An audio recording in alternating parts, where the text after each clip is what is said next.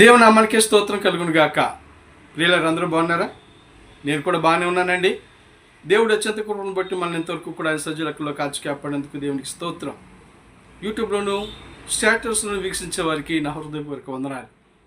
మనము యేసుక్రీస్తు ప్రభు రెండవ రాకడ గురించి ప్రకటన గ్రంథాన్ని ధ్యానిస్తూ మనము మరి 7వ సంఘాన్ని కూడా మనం ధ్యానించాం.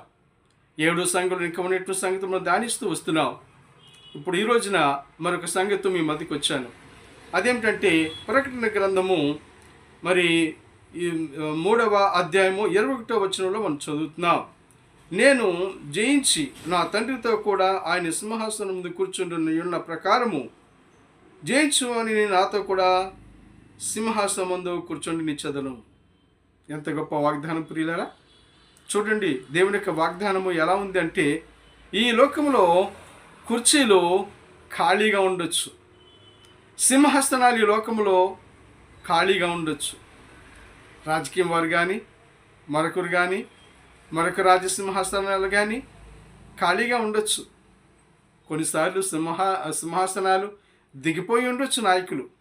కానీ యేసు క్రీస్తు ప్రభు యొక్క సింహాసనము నిత్యము నిరంతరము ఆయన ఆశీనుడై ఉన్నాడు. ఎందుకో తెలుసా? ఆయన అంటున్నారు, జయించు వానిని నేను జయించిన తండ్రితో కూడా కూర్చున్న ప్రకారము జయించిన వానిని నాతో కూడా సింహాసనం మీద కూర్చుండనిస్తాను అని. ప్రియులారా, ఈ లోకంలో సింహాసనాల మీద ఎవరైనా కూర్చొనిస్తారా? పదవులు ఉన్నటువంటి వారు నా కుర్చీలో కూర్చో, నా సింహాసనం కూర్చో అంటారా?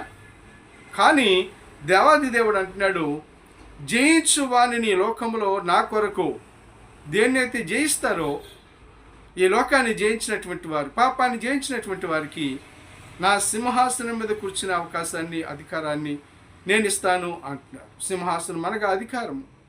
ఈ అధికారాన్ని ఇవ్వడానికి యేసుక్రీస్తు ప్రభువు నిన్ను పిలుస్తూ ఉన్నాడు.